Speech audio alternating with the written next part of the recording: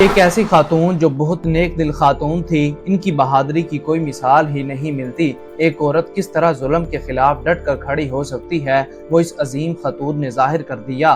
حق کے راستے میں کئی لوگوں نے جانیں قربان کی، ان خوش بختوں میں یہ عظیم خاتون بھی شامل ہے جن کا ذکر آج ہم کریں گے۔ آپ سوچ رہے ہوں گے کہ وہ عظیم خاتون کون ہے، اس کا کیا نام ہے، وہ کس کی بیوی ہے۔ آج ہم جس بہادر خاتون کا ذکر کریں گے وہ ہیں حضرت آسیہ علیہ السلام۔ حضرت آسیہ فرعون کی بیوی تھی۔ کیا حضرت آسیہ مسلمان تھی؟ انہوں نے کیسے اسلام قبول کیا؟ حضرت آسیہ نے حضرت موسیٰ علیہ السلام کی کیسے پرورش کی؟ کیا فرعون اپنے آپ کو خدا مانتا تھا؟ کیا اس نے حضرت آسیہ کو مجبور کیا کہ وہ اس کی اطاعت کرے؟ کیا حضرت آسیہ نے فرعون کی اطاعت قبول کی یا اس کے خلاف کھڑی ہو گئی؟ جب حضرت آسیہ نے فرعون کی نافرمانی کی یا خلاف ورزی کی تو فرعون نے حضرت آسیہ یعنی اپنی بیوی کے ساتھ کیا سلوک کیا؟ حضرت آسیہ کی موت کیسے ہوئی؟ ان تمام سوالات کے جواب جاننے کے لیے آج کی ہماری ویڈیو کو آخر تک ضرور دیکھیں۔ اے بی کے لرننگ سپورٹ کے معزز دوستو، آج کی ویڈیو ایک ایسی پاک باز خاتون کے بارے میں ہے جن کو حضور نبی کریم صلی اللہ علیہ وآلہ وسلم نے 4 عظیم عورتوں میں شامل کیا۔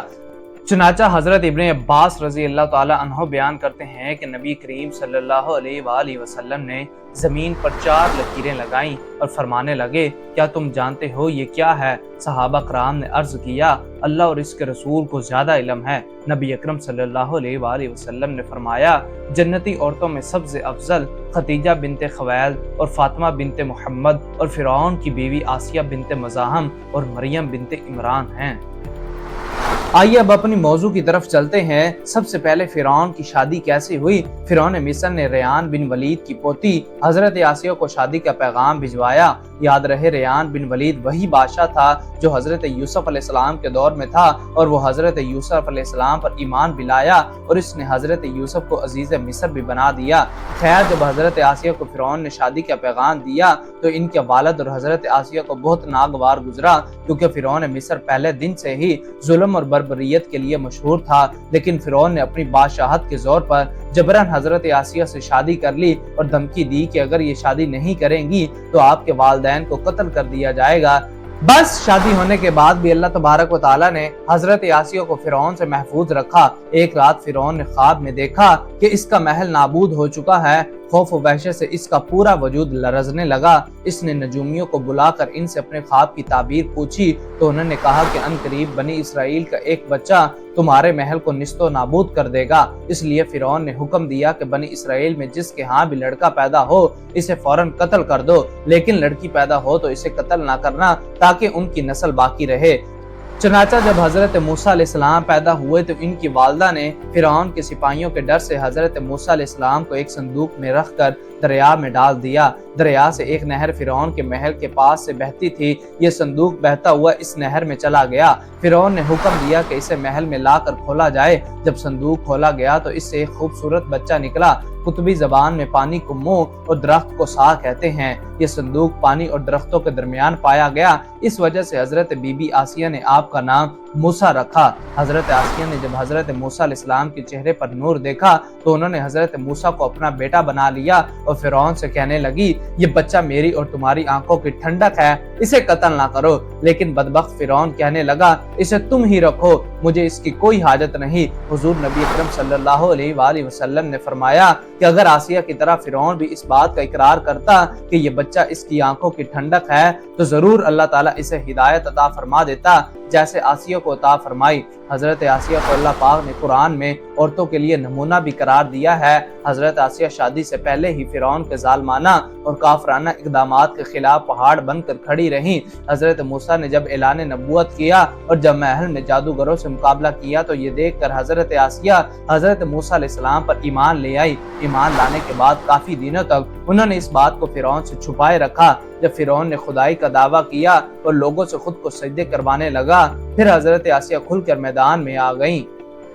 بس حضرت آسیہ نے فرعون کے اس عمل کی سخت مخالفت کی۔ جیسے ہی فرعون کو پتہ چلا کہ میری بیوی بھی موسیٰ کے خدا پر ایمان لا چکی ہے تو اس نے حضرت آسیہ پر ظلم ڈھانا شروع کر دیے۔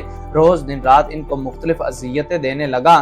فرعون جیسا کافر شوہر بھی ان کے ایمان کو متزلزل نہ کر سکا، لیکن فرعون نے بہت کوششیں کی تاکہ کسی نہ کسی طرح انہیں رائے راست سے منحرف کر دے، لیکن وہ ایسا نہ کر سکا اور حضرت آسیہ بھی اس کی تمام کوششوں کو ناکام بنا کر صرف خدائے واحد کی عبادت میں مصروف رہیں۔ حضرت موسیٰ علیہ السلام کے چاہنے والے فرعون کے سپاہیوں کے ہاتھوں ظلم و ستم کی بھینٹ چڑھتے رہے اور انہیں بے دردی سے قتل کیا جاتا رہا، یہاں تک کہ فرعون نے حضرت موسیٰ علیہ السلام پر ایمان لانے والے ایک شخص کو، جسے قرآن کریم میں مومن آل فرعون کے نام سے یاد کیا ہے، بڑی ہی بے دردی سے قتل کر دیا، جس کے بعد حضرت آسیہ کا صبر کا پیمانہ جھلک اٹھا اور وہ کھلم کھلا فرعون کی مخالفت کرنے لگی۔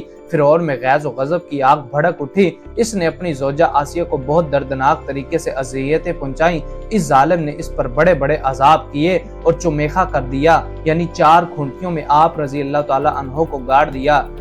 امام بہقی ابو یعلا رحمۃ اللہ علیہ نے سند کے ساتھ حضرت ابو ہریرہ سے روایت کی ہے کہ فرعون نے اپنی بیوی حضرت آسیہ کو سزا دینے کی غرض سے 4 جگہ یعنی دونوں ہاتھوں اور دونوں پاؤں میں میخیں گاڑ رکھی تھی۔ حضرت ابو صالیہ فرماتی ہیں کہ فرعون کو جب حضرت آسیہ کے موسیٰ پر ایمان لانے کی خبر ملی تو وہ اپنے وزراء کے پاس آیا اور ان سے پوچھنے لگا کہ تم آسیہ بنت مزاحم یعنی میری بیوی کے بارے میں کیا جانتے ہو؟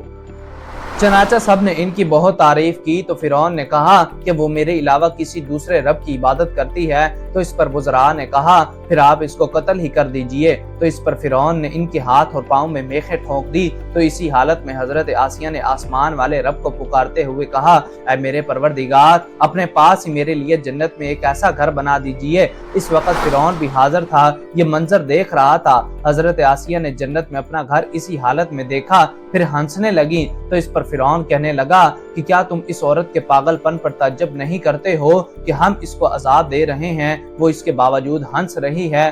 بس یہی نہیں، بھاری پتھر آپ کے سینے پر رکھ کر ان کو ریت پر دھوپ میں لٹا دیا اور پانی بند کر دیا۔ اللہ اکبر۔ ناظرین، ایک دفعہ ذرا سوچئے تو صحیح کہ تنہا عورت اور ظالم اور جابر شوہر ہاتھوں اور پیروں میں کیلیں ٹھونک دی گئی، گرم ریت پر لٹایا ہوا ہے اور سینے پر ایک بھاری پتھر رکھ دیا گیا ہے، پھر بھی حضرت آسیہ ایمان پر عزم و استقلال کے ساتھ ان مصائب کے باوجود قائم و دائم رہی اور فرعون کے کفر سے اللہ کی پناہ مانگتی رہی۔ حضرت آسیہ کی روح انہی اذیتوں میں ہنستے ہوئے اور اللہ کی بندگی میں پرواز کر گئی اور ان کی روح خالق حقیقی سے جا ملی۔ آپ کا مزار پرانوار مصر میں ہی واقع ہے۔ تاریخ انسانی میں حضرت آسیہ کے ایمان پر قائم رہنا ان کے صبر و عزم اور استقلال کا ایک بہت بڑا درس ہے۔ اس میں کوئی شک نہیں کہ عورت کے اندر اتنی طاقت موجود ہوتی ہے کہ وہ ہر طرح کے ظلم و ستم کے آگے پہاڑ بن سکتی ہے۔ حضرت آسیہ کے قصے سے یہاں سبق ملتا ہے کہ ظلم کے باوجود دین کو مضبوطی سے تھامے رکھو اور اللہ پر توکل رکھو، ہر مشکل کا صبر کے ساتھ مقابلہ کرو۔ اللہ تعالی ہمیں بھی ہر مشکل حالات میں دین پر قائم رہنے کی توفیق عطا فرمائے اور صبر کرنے والوں اور اپنے برگزیدہ بندوں میں شامل فرمائے، آمین ثم آمین۔ ویڈیو پسند آنے کی صورت میں اسے زیادہ سے زیادہ لائک اور شیئر کر کے ہماری حوصلہ افزائی کریں۔ ہماری نئی ویڈیو آنے تک اپنے دوستوں اور گرد و نواح کے لوگوں کا خاص خیال رکھیں۔ خدا حافظ۔